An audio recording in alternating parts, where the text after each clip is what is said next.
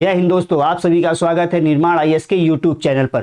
दोस्तों, आज जो मैं चर्चा के लिए विषय आपके सामने लेके आया हूं वो है Joshimath crisis sink and slide. यानी जोशीमठ क्राइसिस क्यों है, क्या है, इसके बारे में आज हम डिस्कस करेंगे। लेकिन सबसे पहले हम देखते हैं कि आज जो डिस्कस करने वाले हैं वो क्या क्या मुद्दा होगा आपके सामने। सबसे पहले जोशीमठ चर्चा में क्यों है, उसके बाद जोशीमठ के बारे में आपको कुछ सामान्य जानकारी मिलेगी, धार्मिक महत्व की जानकारियां मिलेंगी और साथ में हम देखेंगे जोशीमठ की ट्रोपोग्राफी। ये बहुत ही इंपॉर्टेंट होगा। अगर ये आप समझ गए तो आपको समझ में आ जाएगा कि जोशीमठ श्रिंक क्यों हो रहा है। इसके बाद हम देखेंगे जोशीमठ श्रिंक होने के कारण क्या है, स्लाइड होने के कारण क्या है। इसमें भी हम प्राकृतिक कारण और मानव जनित कारण को अलग अलग रूपों में देखेंगे। साथ में हम देखेंगे भविष्य की संभावनाएं क्या हैं जोशीमठ को लेके, या जोशीमठ की जैसी और जगह जो हैं वहां के लिए भी भविष्य की संभावनाएं क्या हैं, उपाय क्या हैं, और यूपीएससी या स्टेट पीसीएस से में इससे संबंधित क्या क्वेश्चंस आ सकते हैं उस पे हम डिस्कस करेंगे। तो चलिए शुरू करते हैं हम आज के टॉपिक को। सबसे पहली बात, जोशीमठ चर्चा में क्यों है। आप लोग न्यूज़पेपर में, टीवी में ये इसके बारे में डिटेल में पढ़े होंगे। आप चित्र के माध्यम से भी आपको समझ में आ रहा होगा कि जोशीमठ में सड़कों में दीवारों पे क्रैक्स पड़ गए हैं। वर्तमान समय में जोशीमठ अपने धार्मिक महत्व के कारण चर्चा में नहीं है, बल्कि वहां जमीन धंसने, मकानों में क्रैक्स पड़ने के कारण चर्चा में है। और इसरो के सैटेलाइट कार्टोसैट 2S, आपने न्यूज में देखा होगा कि इसरो के सैटेलाइट कार्टोसैट 2S ने बताया कि अप्रैल से नवंबर 2022 के बीच में आपका जोशीमठ लगभग 9 सेंटीमीटर श्रिंक हो गया, 9 सेंटीमीटर धंस गया। यही नहीं, 27 दिसंबर 2022 से लेके 8 जनवरी 2023 यानी केवल और केवल 12 दिन में जोशीमठ 5.4 सेंटीमीटर धंस गया। इसरो का यह भी कहना है कि सामान्य रूप से जोशीमठ प्रत्येक वर्ष 6.5 सेंटीमीटर, समान रूप से प्रत्येक वर्ष जोशीमठ 6.5 सेंटीमीटर श्रिंक हो रहा है। अब बात आती है भाई, ये जोशीमठ ये हो रहा है, जोशीमठ है कहां पे। तो चलिए जोशीमठ देखते हैं जोशीमठ भारत में कहां पर है। तो सबसे पहले फिजिकल रूप में देखा जाए तो जोशीमठ मध्य हिमालय में है। आपको पता है हिमालय के 3 भाग हैं, ग्रेटर हिमालय, मिडिल हिमालय और आउटर हिमालय। मिडिल हिमालय को आप लेसर हिमालय भी कहते हो, आउटर हिमालय को आप शिवालिक हिमालय भी कहते हो। तो देखिए, ये जो लाइन मैं खींच रहा हूं ये ग्रेटर हिमालय है, ये जो लाइन खींच रहा हूं ये मध्य हिमालय है यानी कि लेसर हिमालय, लघु हिमालय, और ये जो लाइन खींच रहा हूं ये शिवालिक हिमालय है।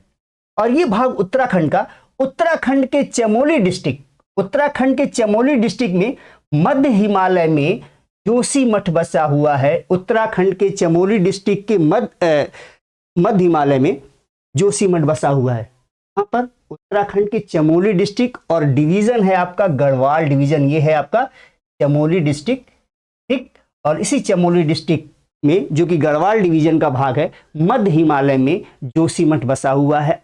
इस ऊंचाई पर है ये, तो 1875, लगभग 1875 मीटर की ऊंचाई पर जोशीमठ स्थित है। अगर फीट में बात करें तो 6000 से अधिक फीट की ऊंचाई पर जोशीमठ स्थित है, ठीक। अब बात आती है जोशीमठ का धार्मिक महत्व क्या है। तो ध्यान रखिएगा, जोशीमठ या ज्योतिर्मठ भगवान शिव का ज्योतिर्लिंग है। आप जोशीमठ कहिए या ज्योतिर्मठ कहिए, भगवान शिव का यहाँ शिवलिंग है। और जोशीमठ उन 4 पीठों में से एक है जिसकी स्थापना आदि गुरु शंकराचार्य जी ने की थी। एक डायग्राम, एक चित्र दिखाता हूं मैं। देखिए, 4 पीठों की स्थापना आदि गुरु शंकराचार्य ने की थी। उत्तर में जोशीमठ, दक्षिण में श्रृंगेरी, पश्चिम में शारदा पीठ गुजरात में, और पूर्व में गोवर्धन मठ, ठीक। इसमें सबसे महत्व है जोशीमठ का ये वही जोशीमठ है जो कि भगवान बद्रीनाथ का सर्दियों का निवास स्थल है। जब सर्दियां शुरू होती हैं, बर्फबारी शुरू हो जाती है, तो बद्रीनाथ के कपाट बंद कर दिए जाते हैं और बद्रीनाथ की प्रतिमा सामान सहित ले आके जोशीमठ में स्थित वासुदेव मंदिर में स्थापित कर दी जाती है और 6 महीने यहीं पर पूजा की जाती है भगवान बद्रीनाथ की।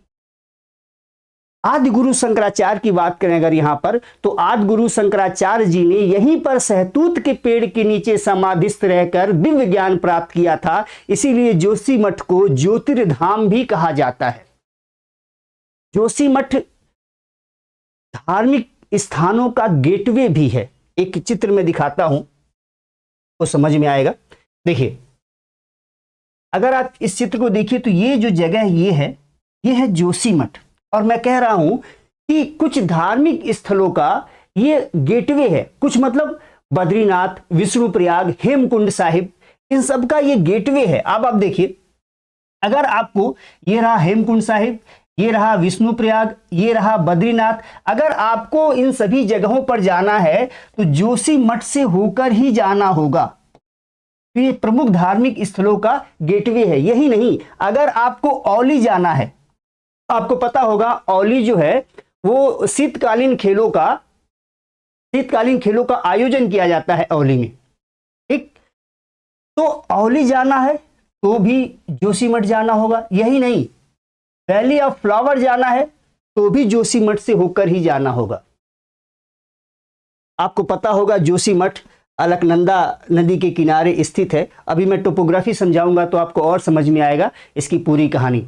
इसके साथ ही साथ जोशीमठ भारतीय सेना के लिए भी सामरिक महत्व की जगह है, क्योंकि यहां से तिब्बत बॉर्डर जाने के लिए डायरेक्ट रूट है। यहीं से अगर आपको जाना हो, आप देखिए,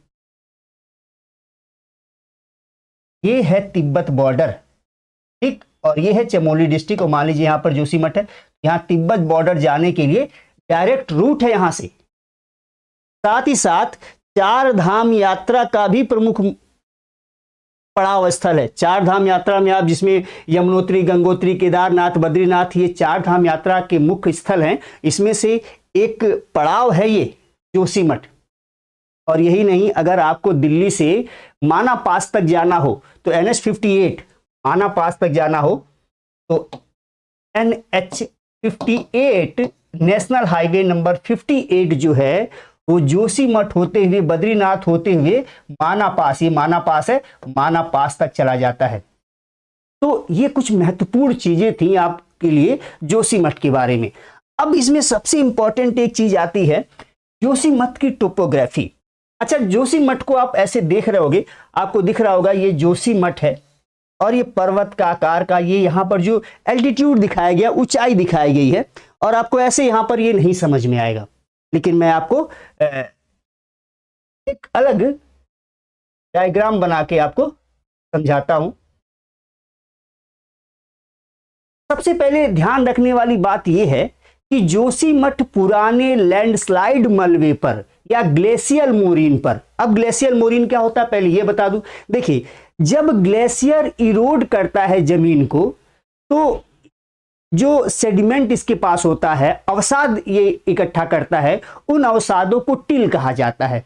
और इन्हीं टिल को, यानी इन्हीं अवसादों को जब ग्लेशियर डिपॉजिट कर देता है, निक्षेपित कर देता है, तो उसे ही मोरीन कहते हैं। इसे ही क्या कहते हैं? मोरीन कहते हैं।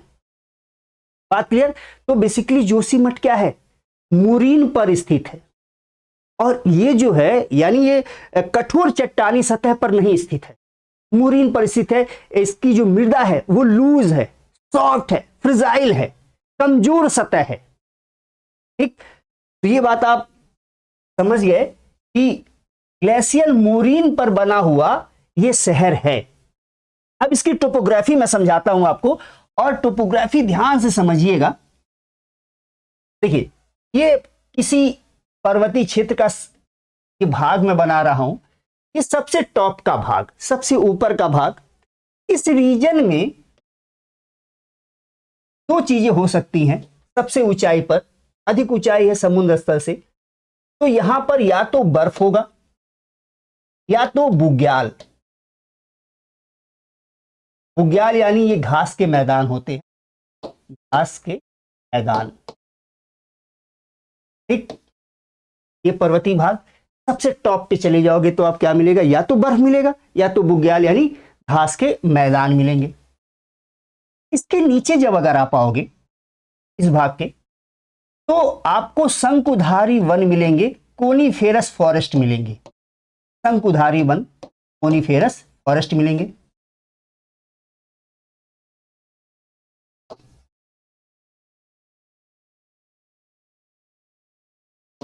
कोनीफेरस फॉरेस्ट या शंकुधारी वन मिलेंगे। इसके नीचे आओगे तो यहां मिलेगा आपको औली, ये मिल जाएगा आपको। यहां कुछ पेड़ पौधे, मतलब औली। अच्छा, औली अब यहां से आपको समझना शुरू कर देना है। औली जो है, औली के ऊपर जाओगे तो ढाल बहुत अधिक नहीं है।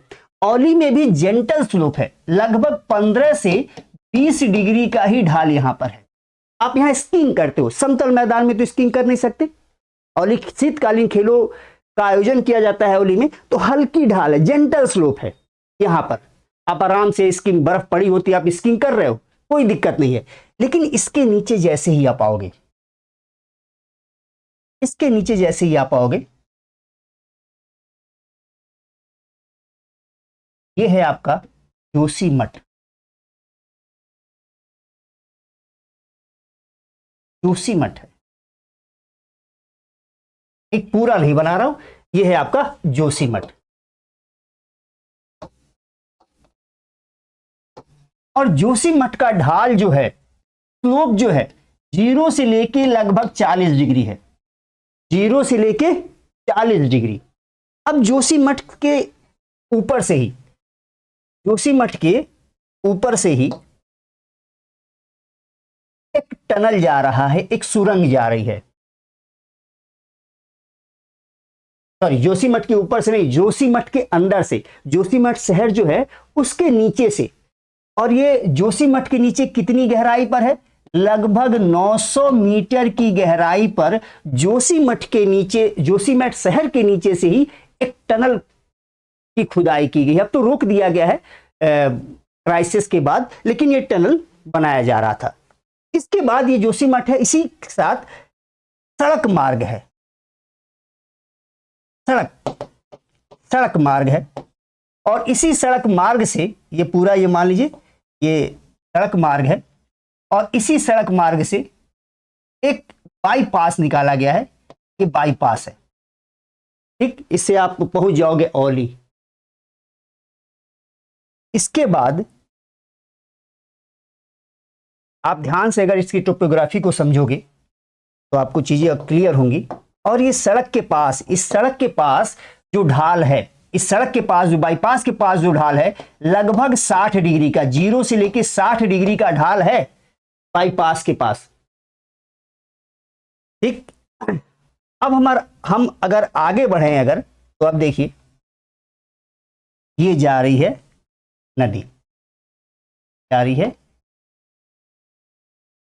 एक नदी, अलकनंदा नदी, कोई और नदी नहीं, अलकनंदा नदी।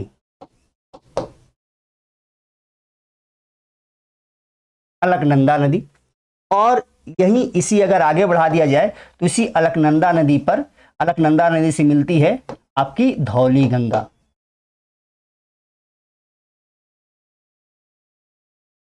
धौली गंगा नदी मिलती है। और जहां धौली गंगा पे विष्णुगाड पावर प्रोजेक्ट है, धौली गंगा पर विष्णुगाड पावर प्रोजेक्ट है, और अलकनंदा पर विष्णुप्रयाग पावर प्रोजेक्ट है, आपको पता होगा। तो ये टोपोग्राफी रही।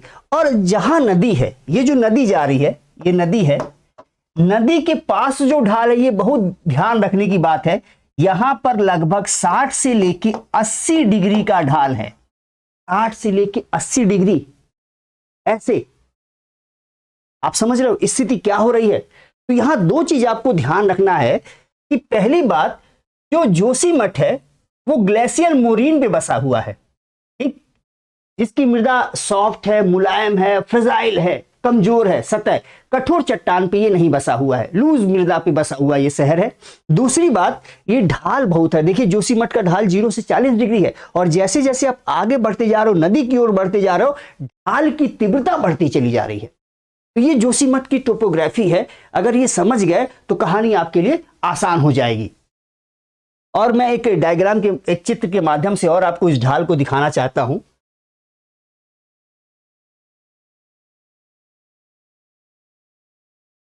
आप देखिए, ये शहर आपको दिख रहा होगा, किस तरह से ढाल पे बसा हुआ शहर है। देखिए, आप देखिए, ऐसे पूरा ढाल है ये, ठीक, अलकनंदा नदी जा रही है, ये पूरा ढाल आपको स्पष्ट दिख रहा होगा कैसे ढाल है ये।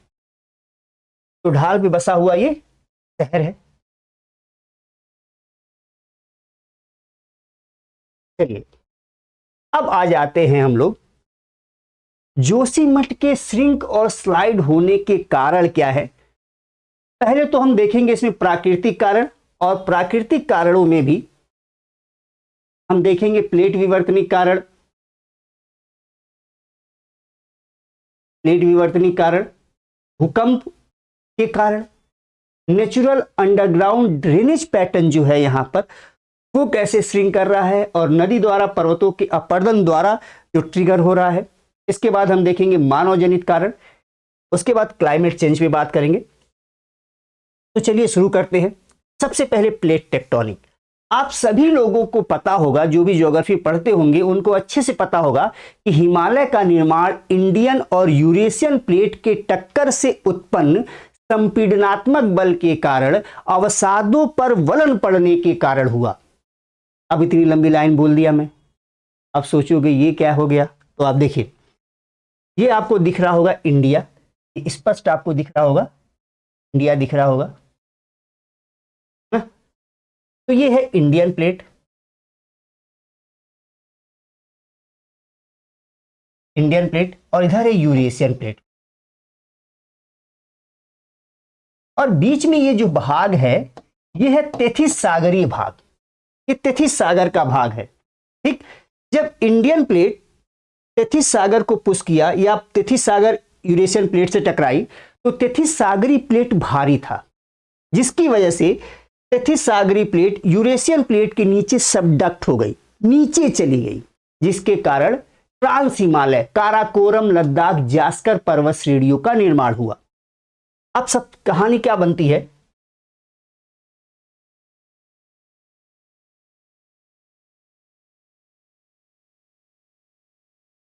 या यही सब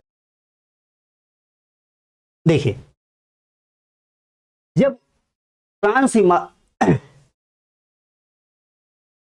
ये मान लीजिए ये इंडियन प्लेट है, और इसी के आगे यूरेशियन, इसी के आगे तेथिस सागरी प्लेट है, इसी के आगे तेथिस सागरी प्लेट है, और क्योंकि तेथिस सागरी प्लेट भारी था, सामने यूरेशियन प्लेट, तो तेथिस सागरी प्लेट यूरेशियन प्लेट के नीचे सबडक्ट हो गया, नीचे चला गया, और यहां पर काराकोरम, लद्दाख, जास्कर पर्वत श्रेणियों का निर्माण हुआ। यहां पर उपस्थित अवसादों पर संपीडनात्मक बल के कारण, ठीक, जब ये सबडक्ट हुआ तो यहां ज्वालामुखी जैसी क्रियाएं भी हुई, लेकिन यहां मुझे डिटेल में नहीं जाना है। अब बात आती है, ये तो सबडक्ट हो गया, ये नीचे चला गया, अब इंडियन प्लेट की कहानी क्या हुई। तो देखिए, अब इंडियन प्लेट, ये आपके ऊपर आपको यूरेशियन प्लेट दिख रहा होगा, और ये इंडियन प्लेट, पहले इंडियन प्लेट यहां थी, फिर आगे बढ़ी, यहां पे आई, यहां से यहां पे आई, यहां से आगे बढ़ी, और यूरेशियन प्लेट से टक्कर खाई। जब यूरेशियन प्लेट से टक्कर खाई तो ट्रांस हिमालय के अग्रगर्त में जो अवसाद थे उसके ऊपर संपीडनात्मक बल लगा, और संपीडनात्मक बल के कारण वो अवसाद संपीड़ित हो गए, और ग्रेटर हिमालय, मिडिल हिमालय और शिवालिक हिमालय का निर्माण किया। यानी 3 पर्वत श्रेणियों का यहां निर्माण हुआ, ग्रेटर हिमालय, मिडिल हिमालय और शिवालिक हिमालय, 3 पर्वत श्रेणियों का निर्माण हुआ जब इंडियन प्लेट यूरेशियन प्लेट से टकराई। विभिन्न कालों में अलग अलग समय में निर्माण हुआ, और वर्तमान समय में आज भी ये इंडियन प्लेट एक्टिव है। इंडियन प्लेट लगातार मूव कर रहा है यूरेशियन प्लेट की ओर, लगातार पुश कर रहा है, लगातार कंप्रेशनल फोर्स संपीड़नात्मक बल को लगातार जनरेट कर रहा है, जिसके कारण जोशीमठ पे भी दबाव पड़ रहा है। और आपको अभी बताया हूं कि जोशीमठ लूज सॉइल पर बना हुआ है, कठोर चट्टानों के ऊपर नहीं बना है। मोरीन अवसाद है, उसके ऊपर दबाव पड़ रहा है, और जब दबाव पड़ेगा तो आपको समझ में आ गया होगा कि जैसे ही अवसादों पर दबाव पड़ेगा तो मकानों में क्रैक्स पड़ेंगे ही पड़ेंगे, बिना क्रैक्स पड़े नहीं रह पाएंगे। एक बात यहां समझ में आ गई, इस संपीड़नात्मक बल के कारण उत्पन्न होने वाले दबाव की वजह से मोरीन अवसादों में, जिसके ऊपर जोशीमठ बसा हुआ है, दबाव पड़ने के कारण क्रैक्स आ रहे हैं। दूसरी बात, जब संपीड़नात्मक बल लग रहा है तो सतह के ऊपर ही लैंडस्लाइड नहीं हो रहा है, सतह के अंदर, मान लीजिए ये सतह है और सतह के ऊपर पर्वत है, पर्वत से लैंडस्लाइड हो रहा है, ठीक है। सतह के नीचे भी, सतह के अंदर भी जो मृदा है, कंप्रेशनल फोर्स के कारण वो डिस्प्लेसमेंट उनका हो रहा है। सतह के नीचे जो मृदा है, कंप्रेशनल फोर्स के कारण वो डिस्प्लेसमेंट हो रहा है, उनका सॉइल डिस्प्लेसमेंट हो रहा है, सॉइल का, मृदा स्थानांतरित हो रही है, जिसकी वजह से जोशीमठ श्रिंक हो रहा। इस आपको समझ में आ गया होगा कि कंप्रेशनल फोर्स जैसे ही लगा तो जोशीमठ श्रिंक हुआ। एक दूसरा कारण, ये सतह के ऊपर के अलावा सतह के अंदर भी कंप्रेशनल फोर्स की वजह से मृदा स्थानांतरित हो रही है, और इस कारण से जोशीमठ श्रिंक हो रहा है, जोशीमठ में उपस्थित मकानों में दरार आ रही है। ठीक, अब बात कर लेते हैं भूकंप के मुद्दे की। ठीक, बात करते हैं भूकंप। अच्छा, भूकंप पे, इस मुद्दे पे आने से पहले मैं आपको बताऊं, जब इंडियन प्लेट यूरेशियन प्लेट से टकराया तो 3 हिमालय का निर्माण हुआ, जैसा मैंने आपको बताया, ग्रेटर हिमालय, मिडिल हिमालय और शिवालिक हिमालय। मिडिल हिमालय को, मध्य हिमालय को आप लेसर हिमालय भी कहते हो। ठीक, अब आप बताइए, जब कंप्रेशनल फोर्स लगा, ग्रेटर हिमालय बन चुका था, मिडिल हिमालय बन रहा था, मध्य हिमालय बन रहा था, क्योंकि तीनों अलग अलग कालखंडों में इनका निर्माण हुआ, तो मिडिल हिमालय बन रहा था। तो जब कंप्रेशनल फोर्स लगा इंडियन प्लेट का, तो मिडिल हिमालय के ऊपर उठने की गति ग्रेटर हिमालय से कम थी, सॉरी अधिक थी। मिडिल हिमालय के ऊपर उठने की गति अधिक थी बनस्पति ग्रेटर हिमालय के, यानी दोनों के बीच में, ग्रेटर हिमालय और मिडिल हिमालय के बीच में डिफरेंशियल मोशन हुआ, और डिफरेंशियल मोशन की वजह से सबसे पहले तो यहां पर फ्रैक्चर हुआ, क्रैक्स पड़े, उसके बाद फॉल्ट बना। अब कहोगे आप चटकन, भ्रंश, दरार और भ्रंश क्या होता है? ध्यान रखिए, ये कोई चट्टान है, इस पे अगर कंप्रेशनल फोर्स लगे तो सबसे पहले इसमें क्या आएगा? चटकन होगी। वही और कंप्रेशनल फोर्स बढ़े तो वही चटकन दरार में बदल जाएगी, और कंप्रेशनल फोर्स और बढ़ जाए तो इसका मूवमेंट शुरू हो जाएगा, और जब मूवमेंट होगा तो उसे ही भ्रंश कहते हैं। तो डिफरेंशियल मोशन के कारण यहां 3 बड़े भ्रंशों की उत्पत्ति हुई, ग्रेटर हिमालय, मिडिल हिमालय और शिवालिक हिमालय के मध्य। ठीक, ग्रेटर हिमालय और मिडिल हिमालय के बीच मेन सेंट्रल थ्रस्ट का निर्माण हुआ, यह भ्रंश का नाम है, मेन सेंट्रल थ्रस्ट का निर्माण हुआ। मिडिल हिमालय और शिवालिक हिमालय के बीच मेन बाउंड्री फॉल्ट का निर्माण हुआ, और शिवालिक हिमालय और मैदानी गंगा यमुना के मैदान के बीच हिमालयन फ्रंट फॉल्ट का निर्माण हुआ। ये 3 भ्रंशों का निर्माण हुआ। आज हमारा मुद्दा होगा केवल MCT, main central thrust. Basically main central thrust को मैं आपको दिखाऊं, अगर यही मैं देखिए, मेन सेंट्रल थ्रस्ट बेसिकली इसके 2 भाग हैं। एक तो आप मुंशियारी थ्रस्ट जो है, ये देखिए मैप में, ये जो लाइन जा रही है, ये लाइन जो मैं खींच रहा हूं, या तो रेड कलर से नहीं दिखे तो मैं ब्लैक करता हूं, ये लाइन जो जा रही है,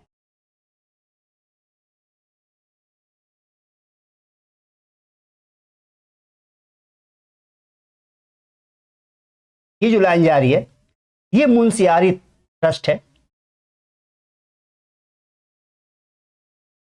और दूसरा, ये जो लाइन जा रही है, वक्रता थ्रस्ट है, ये जो लाइन जा रही है वक्रता थ्रस्ट।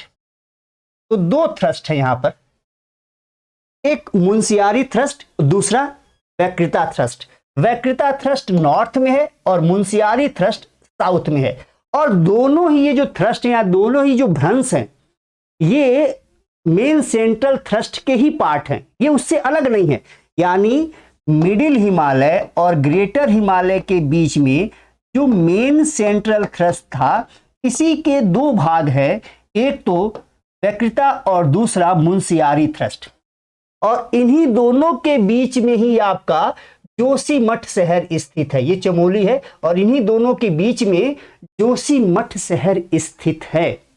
आपको आइडिया लग गया होगा, ये दोनों ही भ्रंश बहुत ही अधिक सक्रिय हैं, बहुत ही अधिक सक्रिय है।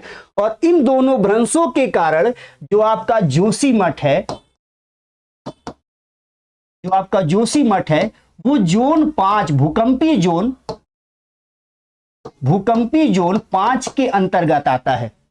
इन्हीं दोनों थ्रस्ट के कारण, भ्रंशों के कारण जोशीमठ भूकंपी जोन 5 के अंतर्गत आता है। और जानते हैं जो भूकंपी जोन 5 वो होता है जहां पर रिक्टर स्केल, ध्यान रखिएगा, रिक्टर स्केल पर 7.5 से अधिक का अगर भूकंप आता है तो उसे कहा जाता है जोन 5 वाला क्षेत्र। और 7.5 आप सोच सकते हो मैग्नीट्यूड ऑफ एनर्जी मेजर करता है रिक्टर स्केल। चलिए अब आपको ये बात समझ में आ गई होगी कि किस जोन में है। और यहां पर जोन 5 में है भूकंपी, मैप में आपको दिखाता हूं, आप देखिए ये एरिया जोन 5 का, ये एरिया जोन 5 का, बाकी कोई से मतलब नहीं हमें। यहां पे है चमोली डिस्ट्रिक्ट, जो कि दो एमसीटी के दो भ्रंशों के बीच में स्थित है, मुंशियारी और वक्रता थ्रस्ट के बीच में स्थित है, जिसकी वजह से यहां पर जोन 5 वाले भूकंप आते हैं। 7.5 रिक्टर स्केल से अधिक का भूकंप आता है, और दोनों ही अधिक सक्रिय है, जिसके कारण जोशीमठ में जब भूकंप आएगा तो जमीन क्या होगी, कंपन होगा। और जब जमीन में कंपन होगी तो जो वहां पर जमीन जो कि स्लोप पर है, जब अभी मैं आपको टोपोग्राफी में बताया हूं जोशीमठ कहां पे है, स्लोप पर है, तो लैंडस्लाइड की घटना होगी, अंदर भी बाहर भी, जिसकी वजह से मकानों में दरार आएंगी। तो आप दो बात समझ गए, एक तो प्लेट टेक्टोनिक की वजह से, दूसरा अर्थक्वेक की वजह से, दो कारण आपको यहां पे आसानी समझ में आ गई। अब तीसरे कारण पे हम बढ़ते हैं। तीसरा कारण यहां पर आता है natural drainage, underground drainage pattern. Joshimath में नेचुरल अंडरग्राउंड ड्रेनेज पैटर्न है। बेसिकली देखिए, आप बार बार मैं आपसे बता रहा हूं कि जोशीमठ लूज और सॉफ्ट मोरीन के ऊपर बसा हुआ है, पास से ही अलकनंदा नदी बहती है, और इसके पास अपना नेचुरल अंडरग्राउंड ड्रेनेज पैटर्न है। अब ये होता क्या है, नेचुरल अंडरग्राउंड ड्रेनेज पैटर्न क्या होता है, ये देखिए आप। मान लीजिए ये कोई नदी है, ये नदी बह रही है, अब जोशीमठ के पास अलकनंदा नदी है, तो मान लीजिए ये अलकनंदा नदी है, और ये ढाल वाला, और यहां पर आपके कुछ पेड़ वेड़ होंगे, कान है, ठीक। अब अगर बारिश हो,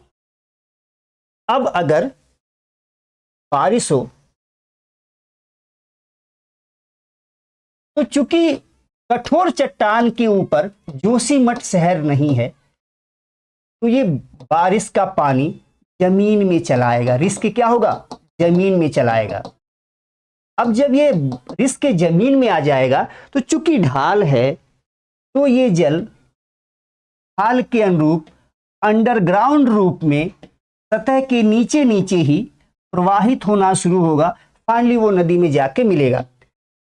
कहानी सिर्फ इतनी नहीं है, जब ये प्रवाहित होगा सतह के नीचे नीचे ही, तो मृदा का, सॉइल का डिस्प्लेसमेंट होगा, मृदा का स्थानांतरण होगा, क्योंकि ये यहाँ की मृदा कठोर नहीं है, यहाँ जो एरिया है कोमल सतह है, लूज मृदा है, तो यहाँ मृदा डिस्प्लेस होगी, डिस्प्लेसमेंट होगा, यहाँ पर मृदा का पानी के साथ, जल के साथ डिस्प्लेसमेंट होगा। अब मान लीजिए इस जगह की मृदा का डिस्प्लेसमेंट हो गया, तो ये नीचे जमीन बैठेगा कि नहीं बैठेगा? पहले ये जमीन के नीचे मृदा थी, अब यहां से मृदा अंडरग्राउंड वाटर के कारण हट गई, तो वो जमीन नीचे बैठेगा कि नहीं बैठेगा? तो आप कहोगे बैठेगा। अगर बैठेगा तो मकानों में क्रैक्स पड़ेंगे कि नहीं पड़ेंगे?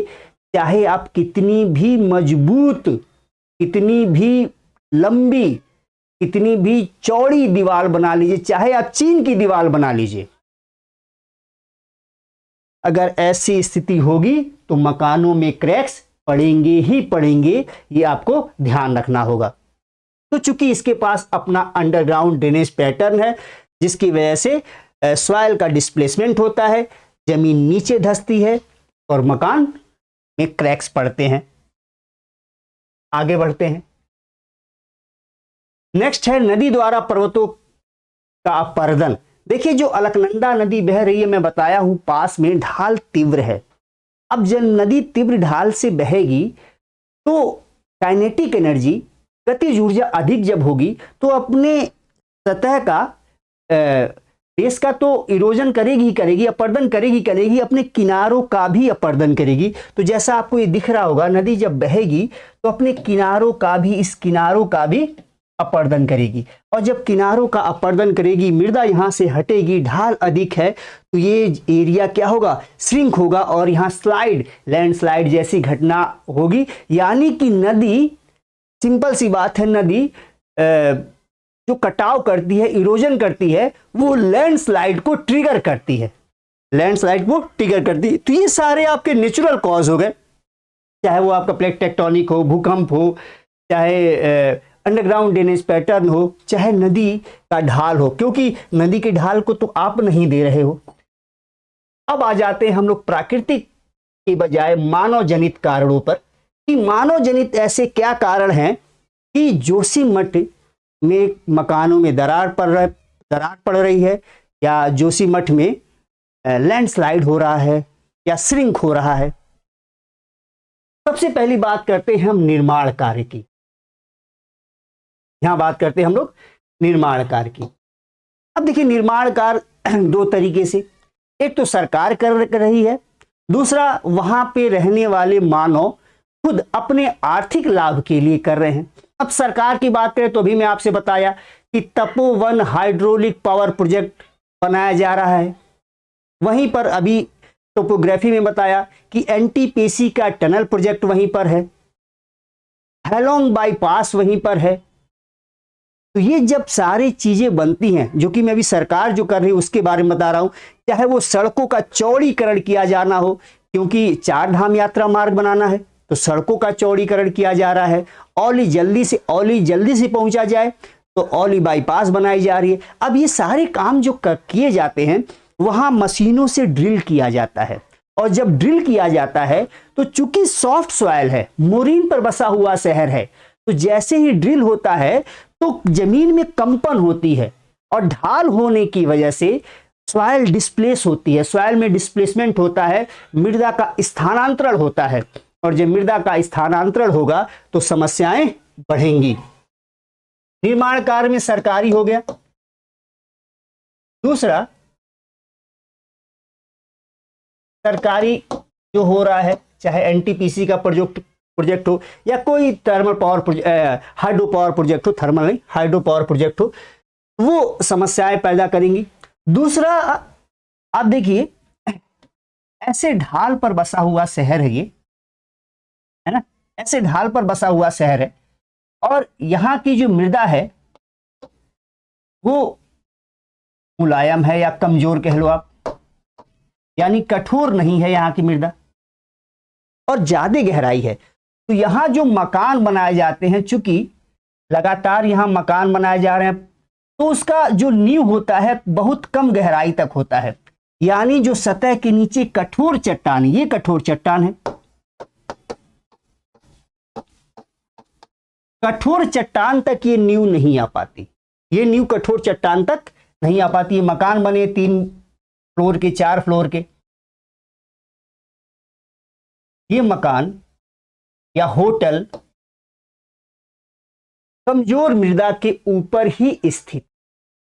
अब कमजोर मृदा के ऊपर स्थित होने के कारण जो नींव है कठोर चट्टानी सतह तक नहीं पहुंच पाती, और जब ये कठोर चट्टानी सतह तक नहीं पहुंचेगी तो जैसे ही इसमें कंपन होगा या जैसे ही अंदर की मृदा स्लाइड करेगी वैसे ही ये मकान में क्रैक्स पड़ जाएंगे।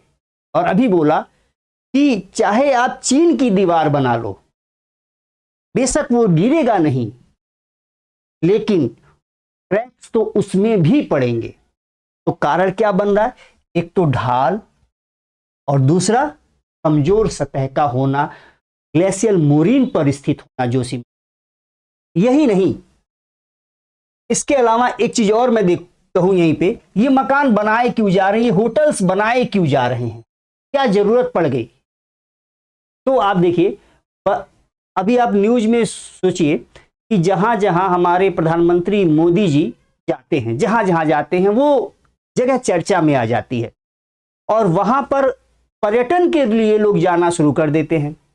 उसी तरह से वर्तमान समय में देखा जाए तो बद्रीनाथ, हेमकुंड साहब, शंकराचार्य मंदिर की जो लोकप्रियता है वो अत्यधिक बढ़ गई है, और लोकप्रियता बढ़ने के कारण पर्यटन बढ़ गया है, और पर्यटन बढ़ने के कारण यहां कंक्रीट के मकान बनाए जा रहे हैं। यहां के पर्यावरणीय दशाओं के अनुरूप मकान नहीं बन रहे, यहां कंक्रीट के जैसे दिल्ली या प्लेन इलाकों में बनते हैं वैसे मकान यहां पर बनाए जा रहे हैं, और इन मकानों की नींव अंदर नहीं होती। कितने अंदर तक जाओगे, बहुत खर्चा पड़ जाएगा, तो आप ऊपर ही बनाते हो और इसमें क्रैक्स पड़ते हैं। अब पर्यटन बढ़ने का दूसरा नुकसान क्या है? जब पर्यटन बढ़ेगा तो यहां जो पेड़ पौधे होंगे, लगातार आपको जमीन की आवश्यकता होगी और आप इन पेड़ पौधों को काटोगे, और जब पेड़ पौधों को आप काटोगे तो आपको पता है कि पेड़ की जड़ें, घास की जड़ें मृदा को बांधे रखती हैं। नीचे से अगर अंडरग्राउंड ड्रेनेज पैटर्न काम भी कर रहा है तो पेड़ होंगे तो नीचे की मृदा को बांधे रखेगी, वो लैंडस्लाइड के विरोध में काम करती है, अवरोध में काम करती है।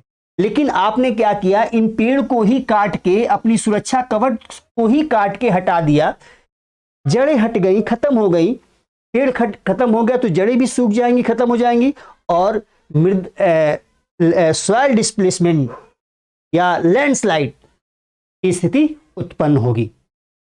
तो आप देखिए कि निर्माण कार्य एक तो सरकार कर रही है, मानव कर रहा है, और पर्यटन की वजह से यहां पर जो वन विनाश हो रहा है उसकी वजह से यहां पर लैंडस्लाइड की घटनाएं या जमीन के श्रिंक होने की घटनाएं बढ़ रही हैं। इसके बाद यहां पर पर्याप्त ड्रेनेज पैटर्न का अभाव है। एक चीज समझिए, देखिए जब पक्की नालियां होती हैं, कहीं पे जब पक्की नालियां होंगी तो पानी आप बहाओगे तो नाली के माध्यम से वो बह के चली जाएगी, उसका पानी जमीन में नहीं रिसेगा। लेकिन जब पक्की नालियां नहीं होंगी तो आम जनता जो पानी का बहाव करती है वो जमीन में रिस के चला जाएगा, और जमीन क्या है, ढलुआ सतह है, और फिर वही कहानी होगी जो अंडरग्राउंड ड्रेनेज पैटर्न के साथ हो रही थी। पक्की नालियां नहीं होने के कारण मृदा के डिस्प्लेसमेंट को ट्रिगर करेंगी, यानी पर्याप्त ड्रेनेज पैटर्न नहीं होगा, पक्की नालियों का अभाव होगा, पक्की नालियों का उचित प्रबंधन नहीं होगा, तो मानव द्वारा जो प्रवाहित जल है उसकी उचित निकासी नहीं हो पाएगी, और जब उचित निकासी नहीं हो पाएगी तो ये जल नीचे जाकर मृदा को स्थानांतरित करेगा, सॉइल का डिस्प्लेसमेंट होगा। जब सॉइल का डिस्प्लेसमेंट होगा तो जमीन नीचे धसेगी, और जमीन नीचे धसेगी तो मकानों में क्रैक्स पड़ेंगे, लैंडस्लाइड जैसी घटनाएं होंगी। ठीक, एक और मुद्दे पे मैं आता हूं आपके सामने, इसके बारे में, एक्विफर पंचर के बारे में बता दूं कि इसके ऊपर अभी साइंटिस्ट रिसर्च कर रहे हैं। इसके ऊपर अभी डिटेल में साइंटिस्टों ने कुछ नहीं कहा है, लेकिन फिर भी जो कारण बन सकते हैं उसके बारे में मैं आपको बता दूं। बेसिकली एक्विफर या जल भराव क्या होता है, वास्तव में ये अंडरग्राउंड वाटर है, जमीन के अंदर उपस्थित वाटर है, जिसको आप हैंडपंप लगा के या ट्यूबवेल लगा के पानी बाहर खींचते हो। ठीक, अब यहां ये चर्चा में क्यों रहा, बेसिकली एनटीपीसी का जो टनल बन रहा था, टनल की जब बोरिंग की गई तो बोरिंग की वजह से एक्वीफर तक वो चला गया, ये एक्वीफर पंचर हो गया, फट पड़ा और यहां से पानी निकलना शुरू हो गया और कई महीनों तक लाखों गैलन पानी बाहर निकल गया। अब आप सोचिए, ये नीचे पानी है, ये आपके लिए दो काम कर रहा है।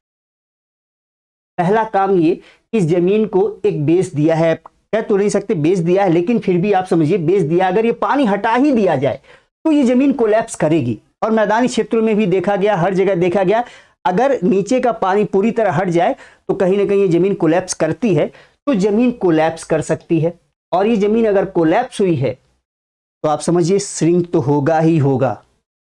अभी मैं पहले बताया हूं कि साइंटिस्ट अभी इसके बारे में कुछ नहीं कहे हैं, बस संभावना क्या है यहां पर मैं वो चर्चा कर रहा हूं बस आपसे कि एक्वीफर अगर पंचर हुआ है तो जमीन कोलैप्स कर सकती है। दूसरी बात, जब पानी निकलेगा बाहर, जब पानी यहां से बाहर निकलेगा तो अपने साथ मृदा को भी लेके बाहर निकलेगा। आप न्यूज में देखे होंगे कि जो पानी निकल रहा था वो मृदा के साथ निकल रहा था, और मृदा के साथ निकलने का मतलब कि ये जमीन श्रिंक करेगा ही करेगा। तो एक्वीफर पंचर की कहानी हो गई। अब एक विशेष चर्चा में चीज क्या रही, आईपीसीसी के क्लाइमेट चेंज पे रिपोर्ट जो आई है, बेसिकली क्लाइमेट चेंज पर आईपीसीसी की रिपोर्ट आई है 2019-2022 में। 2019 में आई एक रिपोर्ट और 2022 में रिपोर्ट। ठीक, आईपीसीसी की रिपोर्ट है क्लाइमेट चेंज के ऊपर, और इनका कहना है कि जलवायु परिवर्तन की घटना की वजह से ये पूरा हिमालयी क्षेत्र ही, अब हम बात जोशीमठ की करें तो जोशीमठ भी, तो पूरा हिमालय क्षेत्र और जोशीमठ एक्सट्रीम वेदर इवेंट से प्रभावित हो रहा है। एक्सट्रीम वेदर इवेंट कहने का मतलब ये हुआ कि यहां बादल फटने की घटनाएं बढ़ गई हैं, तेज बारिश की घटना बढ़ गई है। तो एक्सट्रीम वेदर इवेंट से ये क्षेत्र प्रभावित हो रहा है। और जब हैवी रेनफॉल होगा, भारी वर्षा होगी, तो बेस सॉइल का इरोजन होगा। क्योंकि आप अभी बताया हूं आपको, ये कमजोर सतह है, मृदा कमजोर है, कठोर चट्टान नहीं है जहां पे जोशीमठ बसा हुआ है। तो बेस सॉइल का इरोजन होगा, और जब बेस सॉइल का इरोजन होगा तो लैंडस्लाइड की घटना बढ़ जाएगी। ठीक, तो आपको यहां तक तो समझ में आ गया होगा कि प्राकृतिक और मानव जनित कारण कौन कौन से हैं, कैसे ये काम कर रहे हैं, जो कि जोशीमठ को श्रिंक कर रहे हैं, स्लाइड कर रहे हैं, मकानों में क्रैक्स क्यों पड़ रहे हैं। अब बात करते हैं भविष्य की संभावना क्या है। क्या है भविष्य की संभावना? प्रश्न तो ये उठता है कि क्या इस स्थिति में जब मकानों में क्रैक्स पड़ रहे हैं, लैंडस्लाइड हो रहा है, लैंड श्रिंक हो रहा है, तो ऐसी स्थिति में हम अपने धार्मिक सांस्कृतिक स्थलों को यहां से हमें छोड़ के चला जाना चाहिए, या भविष्य के लिए कुछ और भी उपाय किए जा सकते हैं? आपका सोचना क्या है? लेकिन हां, यहां उत्तर सीधा सा है, हम अपने धार्मिक सांस्कृतिक स्थलों को ऐसे ही छोड़कर नहीं जा सकते। हमें यहां रहना पड़ेगा क्योंकि हमारे धार्मिक और सांस्कृतिक स्थल हैं, लेकिन किस आधार पर? पर्यावरणीय वहनी क्षमता के अनुरूप संतुलित विकास करके हमें यहां रहने की जरूरत है। पर्यावरणीय वहनी क्षमता के साथ संतुलित विकास करके हमें रहने की जरूरत है यहां पर, क्योंकि हम प्रकृति से तो अलग नहीं हैं, हम प्रकृति के ही अंग हैं, हम प्रकृति से अलग नहीं हैं। और हमें ध्यान देना होगा कि ह्यूमन नेचर कॉन्फ्लिक्ट जो हो रहा है, अभी देखिए ह्यूमन नेचर कॉन्फ्लिक्ट ही हो रहा है यहां पर, तो हमें ह्यूमन नेचर कॉन्फ्लिक्ट से बचना होगा। अब बात आती है कि भविष्य की संभावना तो है कि हमें पर्यावरणीय वहनी क्षमता के अनुसार काम करके यहां रहना ही रहना है। तो भविष्य की संभावना के बाद उपाय क्या है? तो सबसे पहला उपाय हमारे लिए ये है कि डिमार्केशन किया जाए और माइक्रोजोनेशन किया जाए, इस पूरे क्षेत्र का माइक्रोजोनेशन किया जाए और डिमार्केट किया जाए। अब डिमार्केट करने के बाद ये स्थिति बताई जाए कि मान लीजिए ये कोई जगह है, तो ये एरिया जो है वो डेंजर जोन है। इसके बाद हम बफर जोन बनाएं, इसके बाद हम बफर जोन बनाएं और इसके बाद हम सेफ जोन बनाएं, और इन सेफ जोन में ही मकानों का निर्माण किया जाए। ध्यान रहे, सबसे पहले माइक्रोजोनेशन किया जाए, माइक्रो लेवल पे जाके रिसर्च किया जाए, फिर इसको डिमार्केट किया जाए, विभाजित किया जाए अलग अलग भागों में। भाई ये एरिया जो है आपका डेंजर जोन है, यहाँ किसी प्रकार का निर्माण कार्य नहीं किया जा सकता। इसके बाद हमें एक बफर जोन को स्थापित करना पड़ेगा। हम बफर जोन को स्थापित करें कि भाई यहाँ पे कुछ हल्के फुल्के काम हो सकते हैं, उसके बाद हम सेफ जोन में आके काम करें। अब सेफ जोन में भी हमें, चूंकि ये सॉफ्ट सॉइल है ना, ग्लेशियल मोरीन पे बसा हुआ है, तो यहां पर मकान कैसे होने चाहिए? क्या जैसे पहले मकान बन रहे थे जोशीमठ में, कंक्रीट के बड़े बड़े मकान जो बन रहे थे, क्या वैसे मकान बनाए जाए सेफ जोन में? नहीं। कैसे मकान बनाया जाए? जापान की तरह हल्के मकान बनाया जाए। आपको सभी लोगों को पता है जापान अत्यधिक भूकंप से पीड़ित देश है, तो क्या वो लोग वहां से छोड़ के जापान को भाग गए भूकंप आने की वजह से? नहीं, जापानियों ने ऐसी व्यवस्था उत्पन्न की, ऐसे तरीके निकाले कि वो वहां पर्यावरण के साथ रह सकें। तो कैसे मकान बनाए? हल्के मकान बनाए जाएं, ताकि अगर वो मकान किसी कारण से, भूकंप आदि के कारण से गिरे भी, तो जान माल का नुकसान कम से कम हो।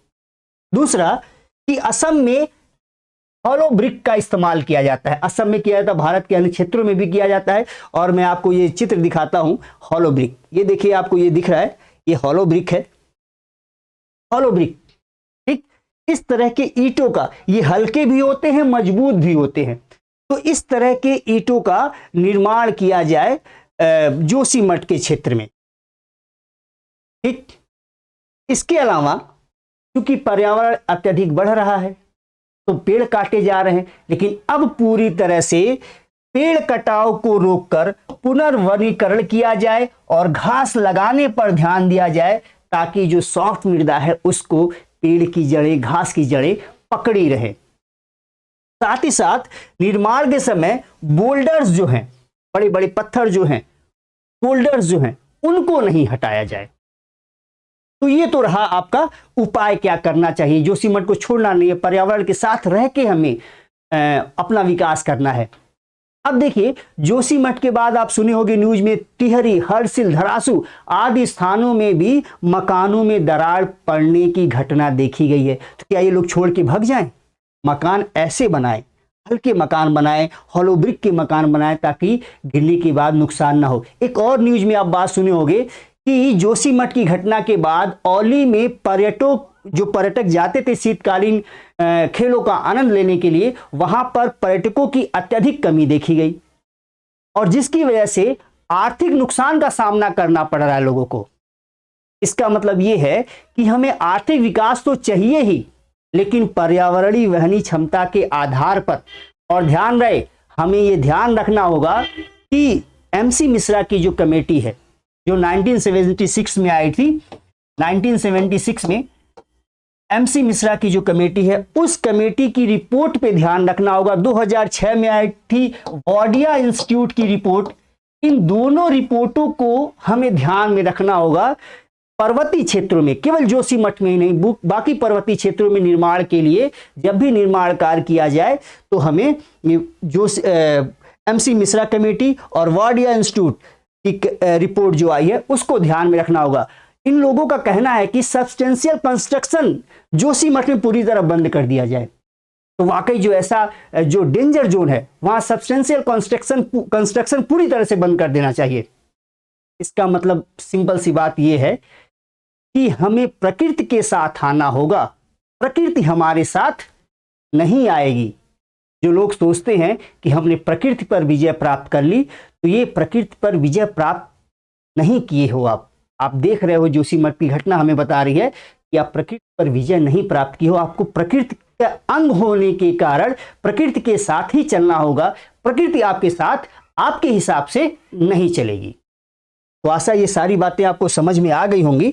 अब आ जाते हैं हम लोग संभावित जो यूपीएससी में प्रश्न या स्टेट पीसीएस में प्रश्न पूछा जा सकता है उस पे। देखिए, पहला प्रश्न क्या बन सकता है, जोशीमठ के विशेष परिप्रेक्ष्य में, जोशीमठ के विशेष परिप्रेक्ष्य में हिमालय क्षेत्र में होने वाले जमीन धसाव, भूस्खलन की घटना का परीक्षण कीजिए। दूसरी बात, जोशीमठ की घटना प्रकृति से अधिक मानवीय है। अब यहां दो तरह, ये चीज उलट के आ सकती है। ये क्वेश्चन ऐसे ही बन सकता है कि जोशीमठ की घटना मानवीय से अधिक प्राकृतिक है। अब कैसा भी क्वेश्चन आए आपको क्या लिखना होगा, देखिए क्वेश्चन के फॉर्मेट को आपको समझना पड़ेगा। देखिए क्या कह रहा है, जोशीमठ की घटना प्रकृति से अधिक मानवीय है, तो आप प्राकृतिक कारणों पर थोड़ा फोकस कम करोगे और मानवीय कारणों पर फोकस बढ़ाओगे और अपने आप को जस्टिफाई करोगे कि नहीं भाई दोनों कारण हैं। अगर वो पूछ दे कि मानवीय से अधिक प्राकृतिक है, तो आपको मानवीय पे कम फोकस करके प्रकृति को दिखाना पड़ेगा, उसके बाद अपने आप को जस्टिफाई करना पड़ेगा। तो यहां पे दो तरह के क्वेश्चन और भी क्वेश्चन बन सकते हैं। अगर टॉपिक आपको अच्छे समझ में आ गया हो तो वीडियो को लाइक, चैनल को सब्सक्राइब और वीडियो को अधिक से अधिक शेयर कीजिएगा। इसी के साथ आज की सेशन को हम समाप्त करते हैं। जय हिंद।